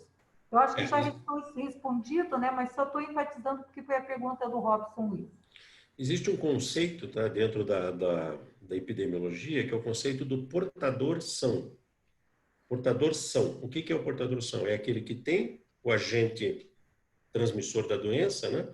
E aí tem várias situações, né? Não é especificamente para o coronavírus, mas é o indivíduo que recebeu um determinado vírus, que é o mais frequente, ou alguma bactéria, ou mesmo até algumas verminosas, coisas desse tipo, mas eu tenho o agente biológico comigo e posso transmitir. Tá? No caso do coronavírus, com certeza isso é possível. Tá? É possível que nós aí nos nossos eventuais contatos durante esse tempo todo, nós tenhamos conversado com uma pessoa que era portadora do vírus e que nós não sabíamos. Eu particularmente, já tive contato com vários portadores que tiveram o vírus e que não tiveram sintomas.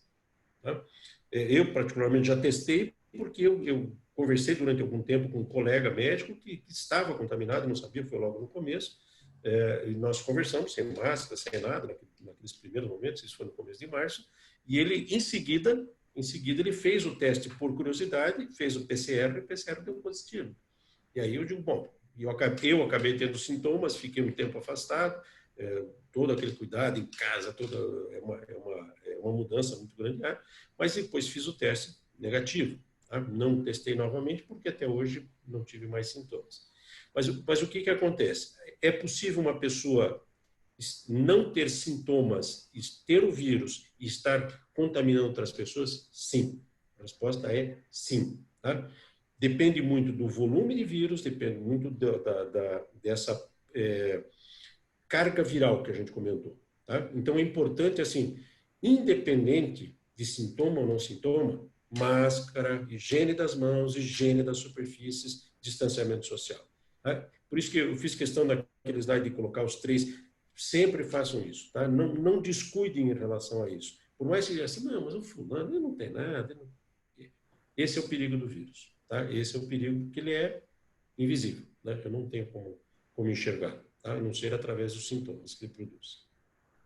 E a utilização, doutor, de ar-condicionado nos ambientes? Ele é Isso, ótima pergunta. Tem até um comentário acho que num dos slides, mas assim, de preferência, o ar-condicionado ele deve ter filtros. A melhor situação para o ambiente, ventilação natural. Tá? Melhor situação, ventilação natural. Então, se possível, mantenham janelas abertas, tá? De preferência, janelas e portas, é lógico, mas de preferência que tenha fluxo de ar contínuo. Esse é a melhor situação. Se for usar ar-condicionado, hoje existem filtros específicos, que são aqueles filtros EPA, né, principalmente, que são filtros que fazem a filtragem do ar. Mas ele deve ser sempre higienizado, tá? Frequentemente higienizado, os filtros devem ser lavados, tá? E aquelas proteções, aí, não lembro bem o nome, aquelas camadas de proteção, elas devem também ser lavadas ou trocadas frequentemente. Tá? De preferência, não usar ar-condicionado. De preferência, manter o ambiente aberto, ventilado. Eu sei que é ruim, principalmente aqui em Curitiba, nossa região que é muito fria, né?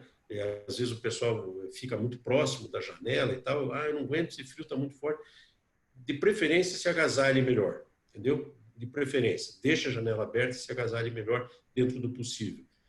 Agora, se não for possível mesmo, vai ter que usar ar-condicionado até para manter o equilíbrio de temperatura em estações de TI, por exemplo, que você precisa manter uma certa temperatura. Aí, então, muito cuidado com os filtros, limpeza frequente, se possível, diária desses filtros, tá? Higienização usando também a mesma higienização de superfícies, né? Usando hipoclorito de sódio, tá? Porque isso vai dar mais segurança. Se possível, água e sabão e hipoclorito de sódio para manter higienizado. Certo. Podemos ainda fazer mais algumas perguntas? O que o doutor acha? Estou à disposição de vocês, meu estômago só vai me cobrar alguma coisa ao meio-dia. Então vamos tentar agilizar, né? Tem um estudo de desenvolvimento de um tecido de micropartículas de prata, que se conhece esse estudo, esse tecido com micropartículas de pratas. O doutor conhece esse estudo e a efetividade desse tecido para inativação do vírus? Pergunta feita pelo Luiz Fortes, né? Caso... Luiz, vou te pedir aí, se quiser até abrir o microfone. Claro. Veja, existem muitos estudos sobre muita coisa. Está sendo dito muita coisa. Eu confesso a você que, especificamente esse do prata, não saberia te responder agora. Posso até olhar nas evidências, mas eu queria saber de onde é que você obteve esse estudo, porque, de repente, a gente está tão aberto. Se me permitem fazer um comentário antes do Luiz responder o que eu acabei transformando em pergunta, mas está tão aberto, tem tanta coisa sendo dita, que vocês, com certeza, quem está acompanhando um pouquinho de noticiário, tudo, sabe que tem uma polarização imensa sobre várias coisas. Tá? O ozônio está sendo falado sabe, se vocês olharem, Salvador de pandemia tem aí milhares agora, né? A gente precisa cuidar um pouquinho em relação a isso, tá? Mesmo dentro da área médica, tá? Coloco para vocês assim, porque a gente tem discussões diárias, tá? Discussões diárias, não é discussão assim uma vez, não. Nós temos discussões diárias sobre, tem isso aqui, tem isso aqui, tem isso aqui, e a gente vai ver evidência, não tem evidência favorável, pelo menos por enquanto, tá? Então tem muita incerteza em relação a isso. Agora, da prata, confesso a você que eu não li nenhum trabalho específico, se o Luiz puder me passar, de repente. Tá perfeito, doutor. Até para explicar, eu trabalho junto com a Darcy já explicou, nós trabalhamos aqui na Berry, né? E nós nos dedicamos a produzir o não tecido, que é um produto que é muito utilizado na área da saúde. Essa é a nossa pergunta, né? Esse estudo, na verdade, ele foi desenvolvido realmente aí pela FAPESP, né? E tem também aí uma parceria com o Centro de Desenvolvimento na Espanha. Então, é por essa pergunta, para entender se de fato existe já realmente alguma efetividade nessa inativação do vírus através desse material, mas se o doutor realmente não tem informações, aí realmente a gente não... Tudo bem, sem problemas, né? Posso até me comprometer o seguinte, se você puder me passar aí só uma referência de onde vocês obtiveram esse estudo, claro. Se puder passar via Cristiane, eu até agradeceria, porque a gente posso até olhar, fazer uma análise até do ponto de vista técnico, se isso ajuda vocês, e te mandar uma resposta mais tarde. Mas eu tenho que olhar, ver as referências, olhar os artigos. Claro. Não sei se é de todos vocês, possivelmente quem está mais na área de saúde sabe disso. A gente, quando você recebe um trabalho científico, tem alguns critérios para você avaliar esse trabalho, saber dos interesses, tá? Você tem, né, se tem algum conflito, e depois a gente vai ver os casos, as casuísticas, etc. Então, tem uma análise que dá para fazer, mas eu agradeceria muito se eu pudesse te dar essa resposta um pouquinho mais para frente, um pouquinho mais de embasamento. Não, com certeza. A gente compartilha sim, doutor, e a preocupação é justamente essa, né, de entender realmente tudo que está sendo dito para ver realmente a efetividade desse material, na verdade, né? Essa é a nossa intenção. Mas a gente pode compartilhar sim e aí falamos na sequência, então. Te agradeço muito. Eu que agradeço. Até a indicação. Deixa eu só fazer um comentário, aproveitando a pergunta do Luiz. Se vocês observarem hoje a mídia, já, e não é de hoje, já de algum tempo, vocês vejam a quantidade de tratamentos que foram apresentados ao longo de todo esse período da pandemia, tratamentos possíveis que realmente são efetivos e tal, de repente não é mais efetivo. A própria Organização Mundial de Saúde, o próprio Ministério da Saúde, ele, sabe, é tanta produção de ideias, né? E às vezes muitas delas sem embasamento adequado, que a gente acaba não entendendo mais o que é o certo, o que é o errado, né? Até que algum tempo se passe. Todas as evidências científicas, elas precisam de um tempo de acompanhamento, né? A gente tem várias maneiras de fazer isso, são vários tipos de estudo que são feitos para avaliar, mas os ensaios clínicos randomizados, eles permitem fazer grupos controles, né? Então, muitas vezes, quando eu digo que isto funciona e não tem um grupo controle para dizer se aquilo efetivamente funciona, fica muito difícil dizer, eu usei isso e foi uma maravilha. Sim, mas você usou em 2 casos. E nesses 2 casos, coincidentemente, eles melhorariam com ou sem isso. Então, tem que ter sempre critérios científicos para poder dizer o que efetivamente funciona e o que não funciona. E essa é uma das grandes discussões hoje. Perfeito. Muito obrigado, doutor. Eu que agradeço, Luiz. Tem uma pergunta aqui da Andressa, que eu acho que envolve mais a parte até legal. Se o doutor concordar, eu vou falar a pergunta, mas porque eu acho que envolve assim, muita questão legal. O que as empresas podem fazer para se protegerem de um fechamento em caso de contágio de alguns colaboradores? E há alguma forma de evitar o nexo causal de doença do trabalho? Foi uma das grandes discussões do Supremo, né? É verdade. Então, veja. Então, não sei, Andressa, o doutor quer responder algo nesse sentido, e eu depois, posteriormente, me comprometo também de passar para a Andressa materiais que nós já enviamos até, já nesse longo dos 3 meses que nós estamos vindo atuando. Eu sei que diariamente a gente está passando informações para eles, e são muitas informações, mas eu lembro que a gente já até passou alguns materiais a respeito. Se o doutor quiser dar uma pincelada a respeito, tudo bem, e eu me comprometo com a Andressa depois de buscar, pesquisar esse material que já passei e repassar para ela novamente. Eu gostaria de, só interrompendo, desculpe, bom dia a todos. Na verdade, essa pergunta eu enviei e depois pensei, puxa, de repente nem é o foco da questão, mas também pelo fato da pergunta ser curta, dá a impressão que a gente está preocupado só com a empresa. Nós estamos com todas as medidas aqui de segurança para o trabalhador. Eu tenho 2 casos de teste positivo e, na verdade, o SESI nos apresentou uma consultoria muito bacana para a empresa realmente fazer a sua parte, né, e apresentar para o empregado toda a segurança possível. O que eu penso é que São José dos Pinhais, onde a gente está localizado, o pessoal não está levando muito a sério. Então, aqui dentro eles estão protegidos, lá fora não. E é uma preocupação da empresa não encerrar as atividades por um descuido pessoal dos empregados, né? Mas, se não for realmente o foco, eu peço perdão e segue o baile. Depois eu consulto em outro lugar. Me desculpe, não é que não seja, sabe? Eu acho assim, é que a tua questão ela é bem maior e bacana até, só que eu acho que ela envolve um pouco de saúde, com certeza envolve também um pouco a questão legal, né? Então, Isso. podemos até, uma questão até maior, porque até fazendo só um linkzinho, você verificou que já teve indústrias que até foram fechadas por determinação judicial, que daí não tem exatamente o que se fazer. Aquela quarentena ficou por determinação porque eram muitos contaminados. Logicamente que a ideia da gente não é que se feche, a gente está aqui exatamente para dar um suporte para evitar isso. E evitar também o nexo causal. O nexo causal foi muito o que o doutor falou em todo ele. Se você, empresa, adotar todas as medidas de higiene, é muito difícil daí de se provar o trabalhador que foi na tua indústria. Né? Doutor, desculpa, acabei fazendo um linkzinho. Não, perfeito. Isso é uma conversa, isso aqui não tem um monopólio do conhecimento. Né? Porque é isso que a gente já até acabou passando, que tivemos consulta já a esse respeito, e o que a gente fala é o seguinte: utiliza todas as medidas que o SESI está passando, que tem no sistema FIEP, e nós já passamos aquelas cartilhas do CESA também, a respeito. Se a empresa provar e demonstrar, seja por filmagem, fotos, testemunhas, que está tomando todas as medidas, daí vira o ônus da prova do trabalhador, que tem que provar que foi ali dentro do ambiente e não foi fora. Que ele não se cuidou, talvez muito, ou mesmo se cuidando, infelizmente, teve o contágio. Mas eu posso Show. passar a lista melhor depois, posteriormente, só entre nós. Tá? Obrigada, doutor.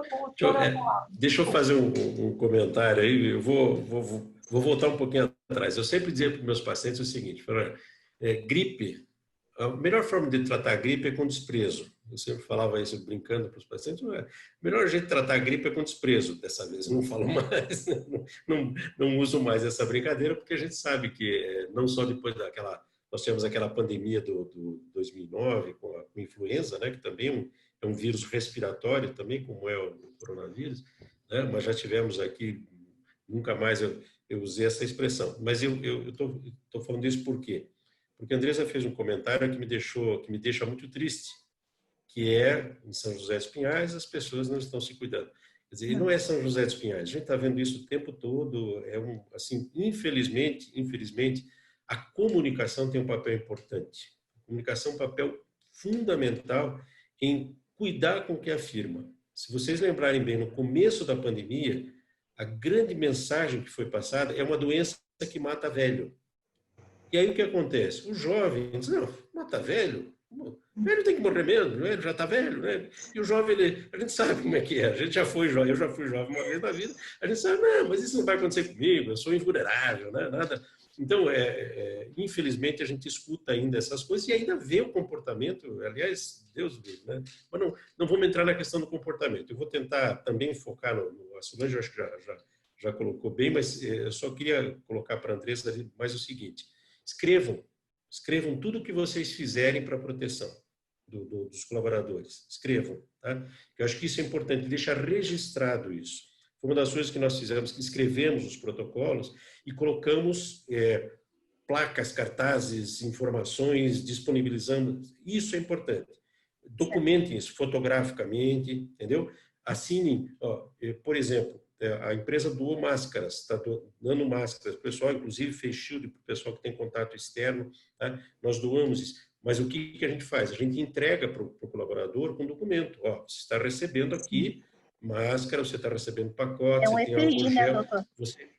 Entendeu? É um EPI, exatamente. Tá? Então, é importante que isso esteja documentado para evitar o que você comentou do nexo causal, que ainda está em discussão no Supremo, né, ainda tem aquela questão... Para você ter ideia do nível que a gente chegou, eu já comentei isso, mas nós estamos praticamente aqui 80%, um pouco mais da empresa em home office, ainda, desde março. A gente conseguiu fazer esse home office em 2 dias praticamente, o comitê, a parte de em 2 dias nós praticamente tiramos 400 pessoas daqui. Tá? Nós estamos aí com um volume pequeno, 100 colaboradores, a Unimed Paraná aqui tem 500 e poucos colaboradores, nós estamos com praticamente 100 trabalhando aqui. No sindicato, por exemplo, no sindicato que nós tínhamos um grupo já pequeno de colaboradores, é só home office, não tem, está todo mundo afastado. As nossas reuniões todas acontecem tudo por vídeo, enfim. Mas isso está tudo documentado, protocolado. Tá? Isso eu acho que é importante. Informação, comunicação. Segundo, disponibilize um canal para que as pessoas com sintomas possam entrar em contato com o serviço de saúde, tá? Ou com recursos humanos, para os recursos humanos direcionar para o serviço de saúde, mas isso é importante. Tá? Quem é o contato que eu tenho? Se eu tiver febre hoje, se eu tiver tosse, se eu tiver espirro, eu vou trabalhar ou não vou trabalhar? Isso tem que estar escrito. Sim, passei para eles. Porque, olha, você vai vir com transporte público ou você vem com transporte privado? Você vem com o teu carro ou você vem transporte público? Então, se você vem em transporte público, eu flexibilizo o horário para você não vir num horário que tenha muita gente, entendeu? São várias situações. Nós chegamos a disponibilizar aqui algumas vans, por exemplo, para o pessoal que vinha trabalhar e que não tinha carro. Nós criamos ondas de retorno ao trabalho. Tá? Esses 100 colaboradores que estão aqui não vieram 100 de uma vez só. Nós pegamos, por exemplo, as pessoas que estavam, por exemplo, tendo alguma dificuldade com o distanciamento social, que moravam sozinhas, jovens, né? Que moram sozinhas, que estão muito isoladas e que começaram a ter problemas de comportamento, porque nós monitoramos todo mundo. Como é que você está? Está tudo bem? Está tudo tranquilo? A nossa gestão de pessoas ela ficou monitorando para saber disso. Então, se eu tenho essas ações registradas, isso que eu comentei, por exemplo, dos vídeos de psicologia, de fisioterapia, de ginástica laboral, tá? Tudo isso nós estamos colocando num material, são materiais que ficam arquivados e que mostram o cuidado que a gente teve com os colaboradores nesse período.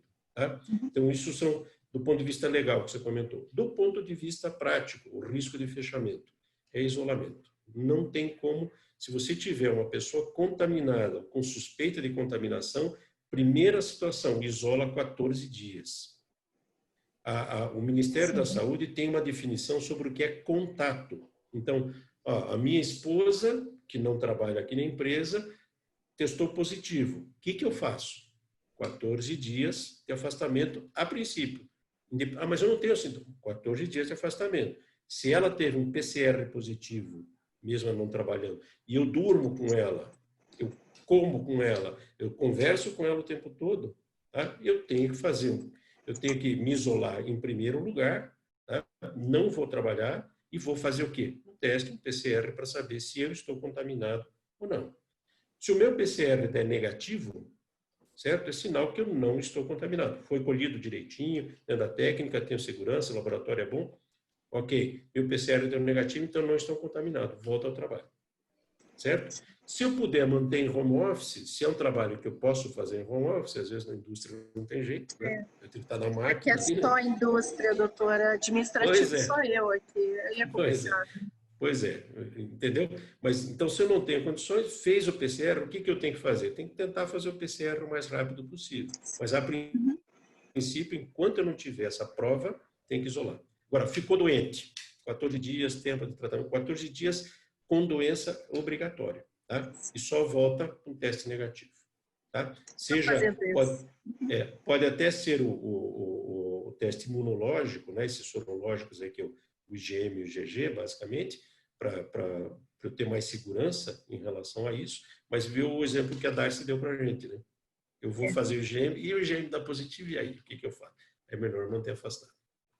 É verdade, é verdade. Bom, estou no caminho, então. Muito obrigada, doutor. Tá bom. Tá todo mundo meio perdido, né? Então, vamos seguir na vida. É um aprendizado, né? Acredito que ficou muito obrigada. Entendido, Andressa, que se você precisar também do sindicato, você sabe que conta conosco. Sempre, né? Via e-mail, a gente sempre pode falar conosco, que nós vamos tentar também, na medida do possível. Claro. Estamos juntos lá. Doutora, agora para finalizar, tem conhecimento efetivamente, além do que nós já também temos de meios de comunicação, sobre alguma vacina, para quando que qual que é a perspectiva? Vejam que eu acho que a gente comenta assim, né? É uma coisa terrível, é uma coisa inesperada, mudou muito as nossas vidas e realmente marcou as nossas vidas por muito tempo, né? Acho que talvez essa vivência do que a gente teve em relação ao mundo inteiro foi uma coisa muito pesada, muito doída, mas eu acho que trouxe algumas coisas boas. Tá? Acho que a principal coisa boa que veio dessa pandemia foi a aceleração da tecnologia.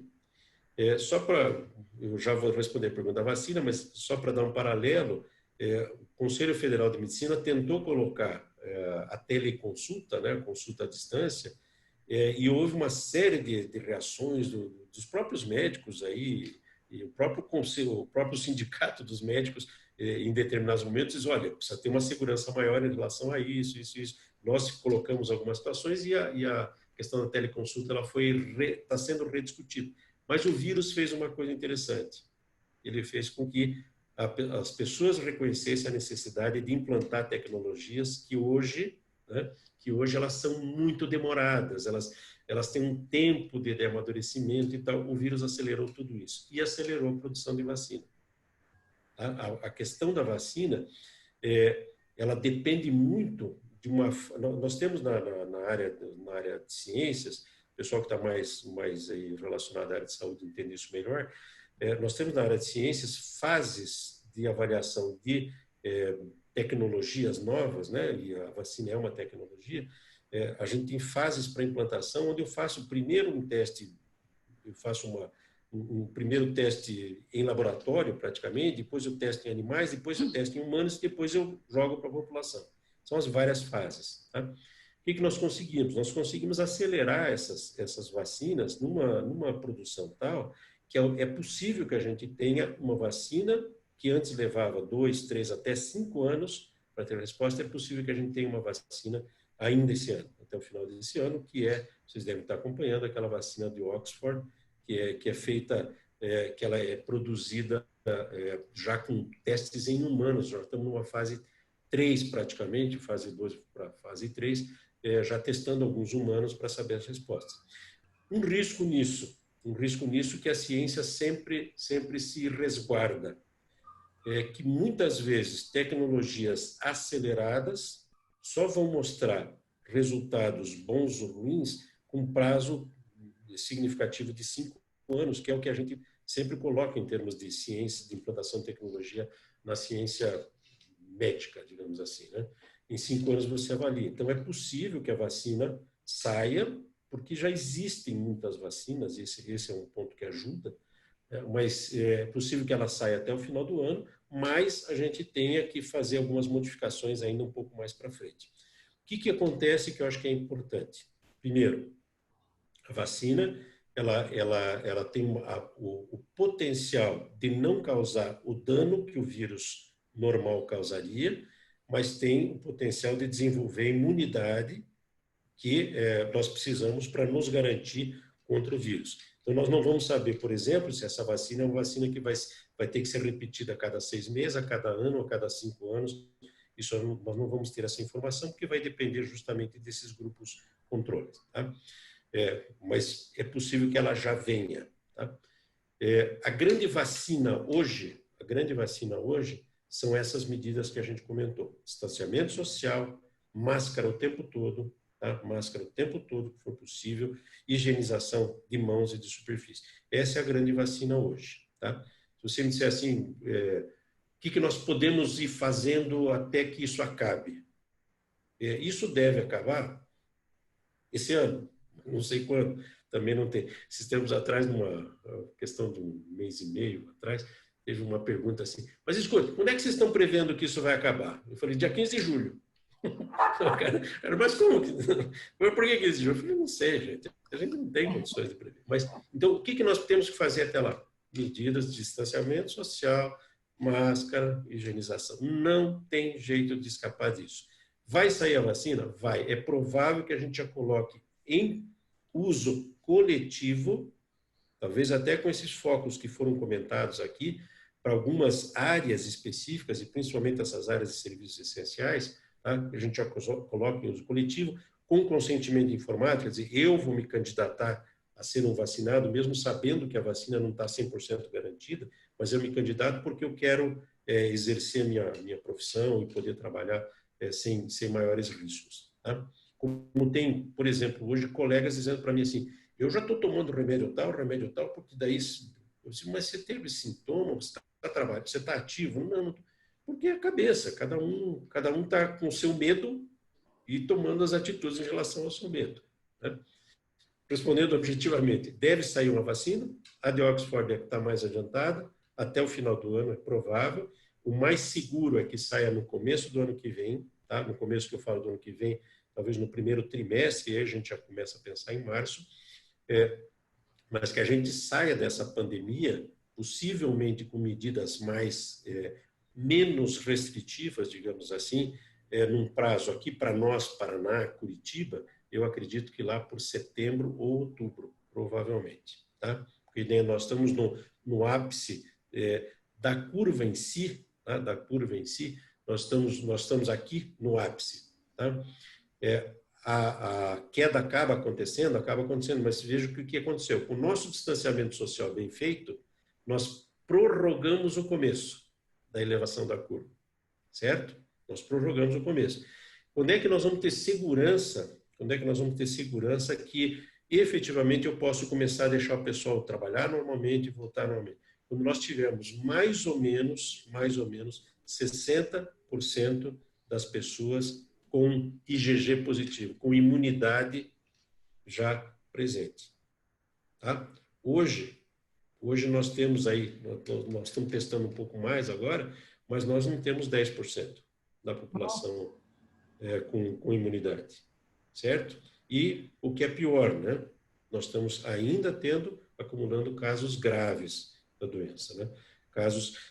O interessante é o seguinte, se vocês pegarem o índice de mortalidade, né? Mortalidade, só para que vocês entendam, é o número de pessoas que morreram baseado no número de pessoas que têm a doença. Se vocês pegarem a mortalidade mundial, ela está em torno de 4,5%, quase 5% dos casos. A nossa está mais baixa.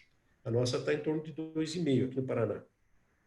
Quer dizer, nós estamos sendo eficazes no tratamento dos casos graves e recuperando mais pessoas, tá? Recuperando mais pessoas, certo? Proporcionalmente. É lógico que para uma pessoa daquela família que morreu é 100% de morte na família, né?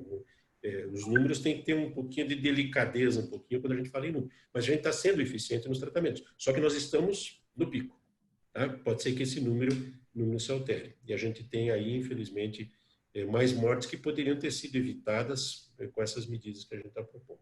Tá? Então, é assunto sério, é assunto que a gente precisa cuidar. Eu costumo dizer assim, você imagina se 2,5% das pessoas que você conhece morrem, é como se você tivesse 100 amigos no teu círculo de pessoas, 100 pessoas, pô, quais são as 100 pessoas que mais importam na minha vida? Ou as 50 pessoas que mais importam na minha vida?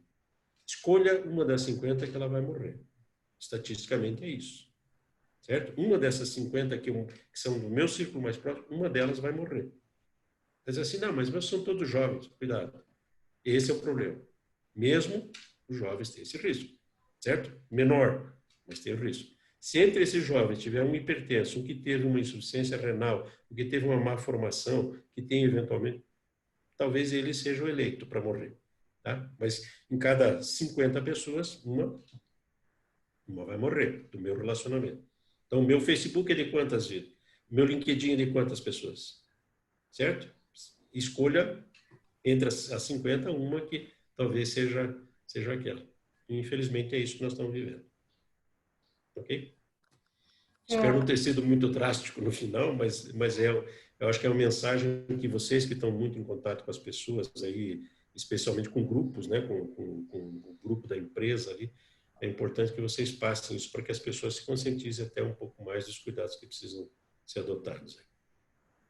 Ok? Doutor, agradeço imensamente, já não vamos mais lhe tomar seu tempo, porque acabou de 1 hora, virando 1h45. Não, até quando eu conversei com a Cristiane, eu falei, Cristiane, eu acho que eu vou falar um pouco, e acabei falando até um pouco mais do que eu gostaria, mas assim, eu acho que o importante é essa discussão.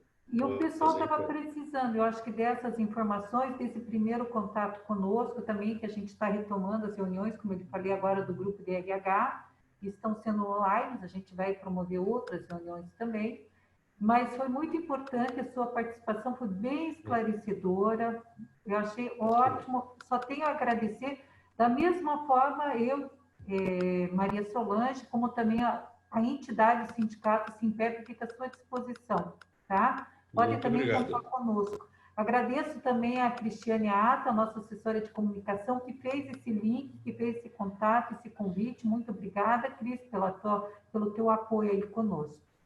Muito obrigada. Cris, quiser falar também, se despedir, depois o Dr. Marlos e encerramos. Muito obrigada a todos que participaram e disponibilizaram do tempo de vocês para estarem aqui conosco. Muito obrigada. Muito obrigada, gente. Obrigada, doutor. E a gente tem um tema aqui, só para falar, que seria interessante a ergonomia no ambiente de trabalho home office, né? Então, a gente vai levar isso para ver se a gente consegue aí algum especialista para a próxima. Eu agradeço imensamente, doutor Marlos. A gente vai também comunicar tudo o que foi dito aqui para os nossos associados, e em agradecimento ao senhor por essa importante contribuição. Muito obrigada. Gente, obrigado. Eu agradeço bastante. Como conversei com vocês, eu acho que nós estamos vivendo um momento coletivo. É um momento em que os saberes estão se multiplicando e eles precisam se multiplicar. Conhecimento guardado não serve para nada, né? Então, é importante que a gente faça isso. Eu acho que a profissão médica, ela tem dentro dela um caráter social muito grande. E vocês me permitiram exercitar esse caráter social. Tá? Então, eu queria agradecer muito mesmo, tá, o convite, dizer que me sinto honrado em poder falar como principal, né, digamos assim, numa reunião dessas, espero que eu tenha contribuído, talvez eu repeti muita coisa, mas eu volto a dizer para vocês, vamos tentar manter por mais tempo essas condições de segurança, que são as seguranças das pessoas que a gente gosta. Tá? Não é a nossa segurança, mas é a segurança das pessoas que a gente gosta. Se a gente conseguir manter esses cuidados, eu acho que em breve esse aprendizado ele vai se perpetuar e a gente vai poder, inclusive, contar para os nossos filhos, nossos netos, né? Quais foram os cuidados que eles precisaram ter e como é que foi esse momento, que momento mágico foi esse em que o mundo efetivamente parou, né? O mundo parou para assistir e para olhar para si, né? Para assistir o que estava acontecendo fora e para dar uma revisada nos nossos conceitos, tá? Agradeço muito, Solange, obrigado. O Sindicato dos Médicos está à disposição também, tá? Eventualmente vocês queiram organizar outras coisas que esteja ao nosso alcance, que seja do nosso conhecimento, contem com a gente também, tá bom?